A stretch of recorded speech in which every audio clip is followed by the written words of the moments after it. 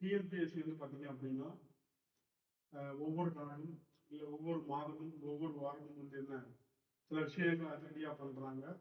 சில விஷயங்கள் வந்து அதில் பண்ணுறதுல நமக்கு பாதகமாகவும் இருக்கு, சாதகமாகவும் இருக்கு.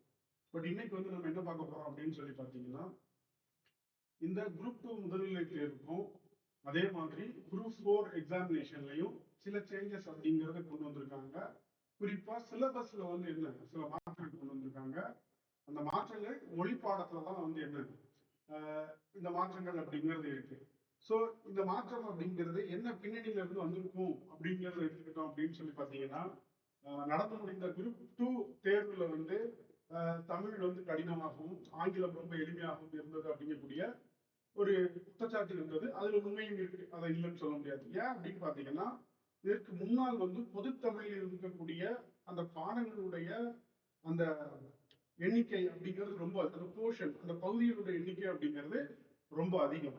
ஆனா ஒரு பொது ஆங்கிலம் அப்படின்னு எடுத்துக்கிட்டீங்கன்னா அந்த இடத்துல வந்து தமிழை கம்பேர் பண்ணும்போது அதற்கான போர்ஷன் அப்படிங்கிறது வந்து கம்மி. அதே மாதிரி ஒரு குறுகிய காலகட்டத்தில் வந்து பாத்தீங்கன்னா ஜெனரல் இங்கிலீஷை வந்து என்ன ப்ரிப்பேர் பண்ண முடியும்.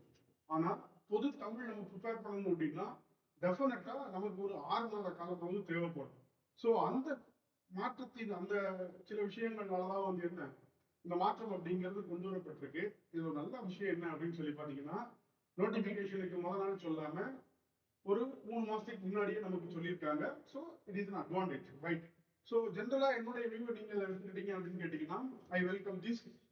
ஏன் அப்படின்னு சொல்லி பாத்தீங்கன்னா, இந்த இடத்துல இந்த தமிழினுடைய அந்த பாடப்பகுதி அப்படிங்கிறது வந்து என்ன எளிமையாக்கப்பட்டிருக்கு அப்படின்னு தான் சொல்லுவேன். ஏன் அப்படின்னு பாத்தீங்கன்னா, கிட்டத்தட்ட வந்து 85 மதிப்பெண்ணுக்கு வந்து ஒருத்தங்க ரொம்ப புரிதலோட ப்ரிப்பேர் பண்ணாங்கன்னா தான் வந்து என்ன இது பண்ண முடியும். இந்த புரிதல் அப்படிங்கிறது வந்து கம்ப்ளீட்டா வந்து என்ன இலக்கணம் சார்ந்த விஷயங்களா இருக்கு. அதுக்கப்புறம் வந்து பாத்தீங்கன்னா கொஞ்சம் மொழிபெயர்ப்பு, கொஞ்சம் ரீடிங் காம்ப்ரிஹென்ஷன். ஒரு அரசு நிர்வாகத்துல நம்ம என்ன விதமான ஒரு ஆவணங்களை பார்க்க போறோமோ அந்த அடிப்படையில தான் வந்து என்ன இந்த பொதுத்தமிழ் பாடத்திட்டம் அப்படிங்கிறது ஓரளவுக்கு வடிவமைக்கப்பட்டிருக்குது.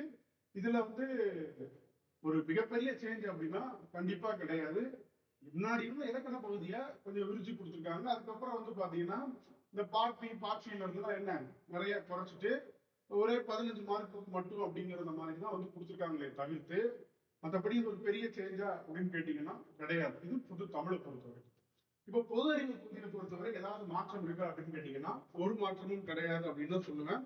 ஒரே ஒரு சின்ன சேஞ்சஸ் மட்டும்தான். மென்டல் எபிலிட்டி அப்படிங்கிறதுல முன்னாடி வந்து நமக்கு வந்து என்ன 25 மதிப்பெண் அப்படிங்கிறது இருந்துச்சு. இப்ப அதுல என்ன பண்ணிருக்காங்க அப்படின்னா இந்த 25 ரெண்டா பிரிச்சு 15 வந்து மென்டல் எபிலிட்டியும் ஒரு 10 கேள்வி வந்து என்ன ரீசனிங் அப்படிங்கிறதையும் கொடுத்துருக்காங்க. ஸோ இதற்கு முன்னாடி நமக்கு ரீசனிங் இருந்துச்சுன்னா ரீசனிங் அப்படிங்கிறது இருந்துச்சு. ஸோ கொஸ்டின்ஸ் இந்த மாதிரி விஷயங்கள் தான் இருக்கு இல்லையா, அதை பிரிச்சு கொடுத்துட்டோம்னா 2 கேள்வி 3 கேள்வி வரும் அந்த கடைசியில.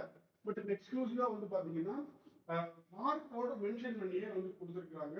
ஸோ இது என்ன நமக்கு என்ன ஹெல்ப் பண்ணும் அப்படின்னா எந்த சப்ஜெக்டுக்கு ப்ரையாரிட்டி கொடுத்து படிக்கிறது அப்படிங்கிறத நமக்கு ரொம்ப வெளிப்படையா சொல்லுது. இது ஒரு வரவேற்கத்தக்க ஒன்று. இதுல நிறைய பேர் வந்து எனக்கு சந்தோஷப்படக்கூடிய விஷயம் என்னன்னு சொல்லி எடுத்துக்கிட்டீங்கன்னா சயின்ஸ். ஏன் சயின்ஸ் அப்படின்னு எடுத்துக்கிட்டீங்கன்னா யாருமே வந்து என்ன சயின்ஸை ப்ரிப்பேர் பண்றதுக்கு முக்கியத்துவம் கொடுக்கறதுல காரணம் அதனுடைய வாஸ்ட் ஒரு மிகப்பெரிய அளவுடைய பாடத்திட்டம் தான் வந்து என்ன இந்த பொது அறிவியல் பகுதி அப்படிங்கிறது. ஒருத்தர் பொது அறிவியலை படிக்கிறதுனால 2 மாசம் 3 மாசம் அப்படிங்கிறது நமக்கு தேவைப்படும். ஆனா இந்த காலகட்டத்துல வந்து என்ன 5 மார்க் அப்படிங்கக்கூடிய பட்சத்துல வந்து அதுக்கு நம்ம கடைசி கூட இம்பார்ட்டன்ஸ் கொடுத்துக்கலாம் அப்படிங்கக்கூடிய நம்ம change of priority of subject இருக்கு இல்லையா, அதுல ஒரு மாற்றம். ஸோ ஜஸ்ட் நான் சொல்றேன், அதுக்கப்புறம் நம்ம பார்க்கலாம். ரைட்டா, தமிழை பார்க்கலாம். ஸோ ஜெனரல் சயின்ஸ்ல இருந்து என்ன 5 மார்க். அப்புறம் முக்கியமான மார்க்கம் அப்படின்னு பாத்தீங்கன்னா இதுல கொஞ்சம் மோடிஃபை பண்ணிருக்காங்க அப்படின்னு சொல்லுவேன். இப்போ நமக்கு வந்து கரண்ட் அஃபேர்ஸ் அப்படிங்கிறத தனியா இதுக்கு முன்னாடி அதை தூக்கிட்டு இந்த ஒவ்வொரு டாபிக் பின்னாடி வந்து பாத்தீங்கன்னா கரண்ட் அஃபேர்ஸ் கொடுத்தாங்க பாருங்க. கரண்ட் அஃபேர்ஸ் இருக்கா,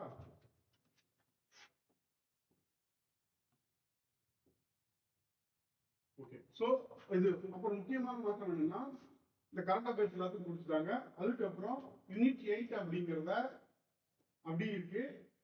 அந்த பெரிய மாற்றங்கள் அப்படிங்கிறது ஒன்றும் பண்ணல. டெவலப்மெண்டல் அட்மினிஸ்ட்ரேஷன் இருக்கு இல்லையா, டெவலப்மெண்டல் அட்மினிஸ்ட்ரேஷனை எக்கனாமிக் போர்ஷனோட கொண்டு போய் வந்து என்ன மெர்ஜ் பண்ணிட்டாங்க. அதே மாதிரி history and culture of India அப்படிங்கிறது தனி பார்ட்டா இருக்கும். இந்தியன் நேஷனல் மூவ்மெண்ட் அப்படிங்கிறது வந்து என்ன தனி பார்ட்டா இருந்தது. ஸோ இந்த ரெண்டையும் மெர்ஜ் பண்ணதுனால வந்து பாத்தீங்கன்னா மொத்தம் 7 வீக்ல வந்து என்ன ஜெனரல் ஸ்டடீஸை வந்து என்ன கம்ப்ளீட் பண்ணிட்டாங்க. பாத்தீங்கன்னா history culture social political movements அப்படிங்கிறது அப்படி இருக்கு, பெரிய இது கிடையாது. இப்போ இந்த எக்கனாமிக் கீழே என்ன கொண்டு வந்துட்டாங்க அப்படின்னு சொல்லி பாத்தீங்கன்னா இந்தியன் பொலிட்டி அப்படின்னு இருக்காங்க மாத்திரம் இந்தியன் எக்கனாமி டெவலப்மெண்ட் அட்மினிஸ்ட்ரேஷன் அப்படிங்கிறது எடுத்துக்கிட்டீங்கன்னா ஸோ பாதி வந்து உங்களுக்கு இந்தியன் எக்கனாமி இருக்கும், மீதம் இருக்கக்கூடியது வந்து பாத்தீங்க அப்படின்னா டெவலப்மெண்ட் அட்மினிஸ்ட்ரேஷன் என்னென்ன போர்ஷன் இருந்துச்சோ அது எல்லாமே வந்து என்ன இங்க கொடுத்துருக்காங்க. சில விஷயத்த மட்டும் வந்து என்ன எடுத்துருக்காங்க, எதையுமே இருக்கல, பெரிய மாற்றம் கிடையாது. அதனால வந்து என்னன்னா பொதுறிவு பகுதியை பொறுத்த வரைக்கும் நமக்கு எந்த விதமான ஒரு மாற்றமும் பண்ணப்படலை. அதனால அது நம்ம ப்ரிப்பரேஷனை வந்து என்ன எந்த வகையிலும் அஃபெக்ட் பண்ணாது. ஏன் அப்படின்னா நம்ம வந்து ஒரு வருஷமாவே இந்த வருஷம் வந்து குரூப் 1 வந்திருக்கு, குரூப் 2 வந்திருக்கு, குரூப் 4 வந்திருக்கிறதுனால நம்ம எல்லாருமே திரும்ப திரும்ப திரும்ப திரும்ப வந்து என்ன படிச்ச விஷயம் தான். அப்போ ஜஸ்ட் ரிவைஸ் பண்ணா போதும் சார். அப்போ தமிழை பொறுத்த வரைக்கும் என்னன்னா என்னை பொறுத்தவரை இது ரொம்ப எளிமையான பாடத்திட்டம். இந்த பாடத்திட்டம் தயார் செய்வதற்கு நமக்கு அதிக நாட்கள் அப்படிங்கிறது வந்து என்ன பிடிக்காது. அதிக நாட்கள் எடுத்துக்கூடாது. இந்த பாடத்திட்டம் நம்ம குயிக்கா வந்து இது பண்ணலாம். சரி, இப்ப இந்த சிலபஸ் மாற்றத்தை பத்தி எடுத்துக்கிட்டீங்கன்னா டிஎன்பிஎஸ்சி முதல்ல வந்து என்ன 2012-13 ஒரு மாற்றம் கொண்டு வந்தாங்க. அதுல பாத்தீங்க அப்படின்னா ஒன்லி ஜெனரல் ஸ்டடீஸ், அதுக்கப்புறம் வந்து பாத்தீங்கன்னா மேத்ஸ் தான் இருக்கும். அதுக்கப்புறம் அரசியல் கட்சிகள் எதிர்ப்பு தெரிவிச்சோன்னு என்ன பழையபடி இதை கொண்டு வந்தாங்க. இந்த சிலபஸ் இருக்கு இல்லையா, அது 2013 கொண்டு வரப்பட்ட ஒரு பொது தமிழுக்கான பாடத்திட்டம். அதுலதான் வந்து என்ன part A, part B, part C அப்படிங்கக்கூடிய இந்த 3 விஷயம் வந்துச்சு. ஆனா அதுக்கு முன்னாடி இருக்கக்கூடிய சிலபஸ் இருக்கு, 2012க்கு முன்னாடி சிலபஸ் வந்து என்ன அப்படியே தூக்கி வச்சு அதை வந்து விளாவியா கொடுத்துருக்காங்க. அவ்வளவுதான். உதாரணத்துக்கு பிரித்தெழுதுகள் அப்படிங்கிறது முன்னாடியே இருந்துச்சு, சேர்த்தெழுதுகள் அப்படிங்கிறது இருந்துச்சு, சந்திப்பிழை அப்படிங்கிறது வந்து பாத்தீங்கன்னா அங்க ஒரே இடத்துல பிழை திருத்தங்கிறதுல ஒரே இடத்துல வந்துடும். அது தனித்தனியா கொடுத்துருக்கோம். அவ்வளவுதான். நகர நகர வேறுபாடு, சுட்டு எழுத்து, வினா எழுத்து, ஒருமைப்பன்மை அறிதல், சோ வேர் சொல்லு. அப்போ இந்த இதெல்லாம் வந்து புதுசா ஏதாவது கொடுத்துருக்கோம்னா கண்டிப்பா ஒற்றுப்பிள்ளை, இதெல்லாம் நம்ம திடீர்னு ரெகுலரா இலக்கணத்துல வந்து என்ன படிக்கக்கூடிய விஷயங்கள் தான். நல்லா பாத்தீங்கன்னா இந்த பாடத்திட்டம் அப்படிங்கிறது பெரும்பாலும் ஒரு தமிழ் மொழிய பிழை இல்லாமல் எழுதக்கூடிய நோக்கத்துல இருக்கணும் அப்படிங்கக்கூடிய அடிப்படையில இதை வச்சிருக்காங்க. ஏன் அப்படின்னு பாத்தீங்கன்னா இது கம்ப்ளீட்லி அண்டர்ஸ்டாண்டிங் பேஸ்ட். இதுல எந்த இடத்துலயும் வந்து பாத்தீங்கன்னா நீங்க மெமரைஸ் பண்ண முடியுமான்னா மெமரைஸ் பண்ண முடியாது. எல்லா இடத்துலயும் வந்து என்ன ஒரு ஒரு கான்செப்ட் இருக்கும். அந்த கான்செப்ட்ல ஸ்ட்ராங் நல்லாவே வந்து என்ன பண்ண முடியும். இந்த வேர்ச்சொல்லாம் வந்து என்ன வேர்ச்சொல் அப்படிங்கிறது எப்போதுமே என்ன கட்டளை பொருளாதான் வரும் அப்படிங்கிற ஒரு புரிதல் இருந்துச்சுன்னா எழுதிடலாம். வேர்ச்சொல், இதெல்லாம் ரொம்ப சிம்பிளான விஷயங்கள். சரியா? அப்போ இந்த பாடத்திட்டம் அப்படிங்கிறது வரவேற்கத்தக்க ஒன்று. ரைட். சொல்லகராது, எதிர்ச்சொல் ஆல்ரெடி இருந்தது, ஓரெழுத்து ஒரு மொழி, உரிய பொருளை கண்டறிதல், அதை கொஞ்சம் அப்படி மாத்தி கொடுத்துருக்காங்க. என்ன இருக்கு பாருங்க, இது பிழை திருத்தம்ங்கிற பேர்ல அவங்களே எடுத்துக்காட்டு கொடுத்துருக்காங்க பாருங்க. சரியான பயிலுதல் எழுதுதல். சரியா? அந்த அந்த இடத்துக்கு எது பொதுவா வரணும் அப்படிங்கிறது. சரியா? கல்வி பயிலுதல், கல்வி எழுதுதல், கல்வி அப்படிங்கக்கூடிய விஷயம். அப்போ இந்த இடத்துல எல்லாம் வந்து பாத்தீங்கன்னா completely your understanding based. Right? அப்போ இந்த இருக்கு பாருங்க, தூய தமிழ் சொற்கள் வெத்தலை, வெற்றிலை, நாக்காளி, நக்காளி. சோ இதெல்லாம் நம்ம கொச்ச சொற்களை வந்து என்ன ஒழுங்குபடுத்தி இருக்கக்கூடிய விஷயம் மாதிரி தான் இருக்கு. சோ பேச்சுடன் எழுத்துடன். இப்போ இதுல புதுசா இருக்குன்னு பாத்தீங்கன்னா இந்த எழுதும் திறன் அப்படின்னு இருக்கு இல்லையா, சோ இதுவும் இதேதான். இந்த உயர்திணை அக்கிரணி இது ஒண்ணுதான். இந்த கலை சொற்கள் அப்படிங்கிறது சமீபத்துல பல்துறை சார்ந்த கலை சொற்கள். இதுல ஸ்கூல் புக்ல இருக்கான்னு சரிதான். இதெல்லாம் சமீபத்துல அடிக்கடி செய்திகள்ல வருதோ அந்த மாதிரியான விஷயங்கள் வச்சுக்கலாம். சோ இது ரீடிங் காம்ப்ரிஹென்ஷன். சரியா? நமக்கு வந்து என்ன ஒரு பேரா கொடுத்து அதுல இருந்து வந்து பாத்தீங்க அப்படின்னா நமக்கு ஒரு 4 கேள்வி கேட்பாங்கல்ல, குவாலிஃபைங் பேப்பர்ல இருக்குல்ல, அதே மாதிரியான ஒரு விஷயங்கள். சிம்பிளான வந்து என்ன மொழிபெயர்ப்பு ஆல்ரெடி நமக்கு இருக்கிறதா. அப்புறம் இலக்கியம், தமிழ் அறிஞர்களும் தமிழ் தொண்டும் அப்படிங்கக்கூடிய இந்த கேள்விகள் தான். ஸோ குரூப் 4லயும் இதுதான். அப்புறம் ஜெனரல் இங்கிலீஷ்ல வந்து என்ன இலக்கணத்துக்கு முக்கியத்துவம் கொடுத்துட்டு சில போர்ஷன்ஸ் எல்லாம் வந்து என்ன ரிமூவ் பண்ணிருக்காங்க. எதுக்கு தான் அதிக முக்கியத்துவம் கொடுத்துருக்காங்க, அங்கேயும் கிராமருக்கு தான் வந்து முக்கியத்துவம் கொடுத்துருக்காங்க. சரியா?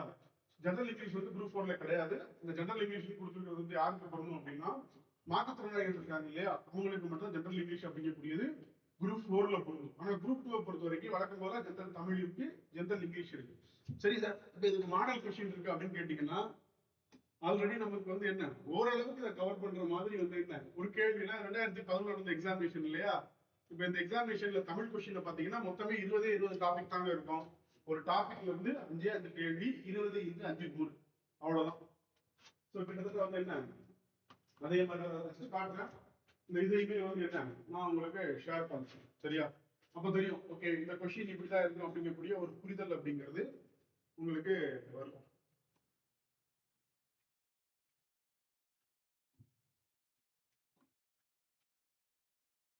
பாருங்க, புல் சொல் பொருள் ரைட்டா 5. இது ஆசிரியர் பெயர். இந்த மாதிரி 5 தான், 5 தான் வரணும். ஒவ்வொரு தலைப்பிலையும் கீழே வந்து பாத்தீங்கன்னா 5. ஓகே, பாவலை அழைக்கப்படுவர் இயற்கை என்பது அண்ணாமலை கவிராஜன் இது 5 முடிஞ்சோடனே அடுத்து வந்துருப்பாங்க. 111 பாத்தீங்கன்னா பிரித்தல், பிரித்தல்னா 5. எதிர்ச்சொல் இதுலயே 5 இருக்கு பாருங்க. 120 பொருந்தா சொல்லை கண்டறிதல். சோ பாத்தீங்கன்னா என்ன இதுல எது பாத்தீங்கன்னா கீழ்கணக்கு மேல் கணக்குன்னு புரிஞ்சுன்னா அவங்களுக்கு சொல்ல முடியும். பொறுமை பண்ணி அந்த சிலபஸ் தான் வந்து என்ன கொஞ்சம் இது பண்ணியிருக்காங்க. ஆங்கில சொல்லுக்கு நேரான தமிழ் சொல்லை கண்டறிக. ஒலி வேறுபாடுகள் இதுல 5 கேள்வி இருக்கும். ஓரெழுத்து ஒரு மொழிக்கு 5 கேள்வி. அப்படியே எல்லாமே 50 பாத்தீங்கன்னா வேர் சொல்லை கண்டறிக 46வது. வேர் சொல், வேர் சொல், வேர் சொல், வேர் சொல், வேர் சொல்ல கொடுத்து நேர முன்னேற்றத்தில். அப்போ ஒவ்வொரு டாபிக் வந்து நமக்கு வந்து என்ன 5 கேள்வி. பட் இதுல வந்து அந்த கம்போசிஷன் அப்படிங்கிறது வந்து என்ன மாறலாம். ஆனா இது வந்து எதுனா உங்களுக்கு ஓரளவுக்கு வந்து பாத்தீங்கன்னா உங்களுக்கு புரியக்கூடிய அளவுல இருக்கும்.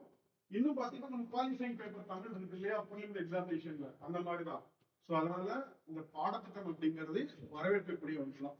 பெயர் சொல்லி வகை அறிக, இலக்கண குறிப்பு தருக, இலக்கண குறிப்பு இல்ல விடைக்கேற்ற வினாவை தேர்ந்தெடுங்க.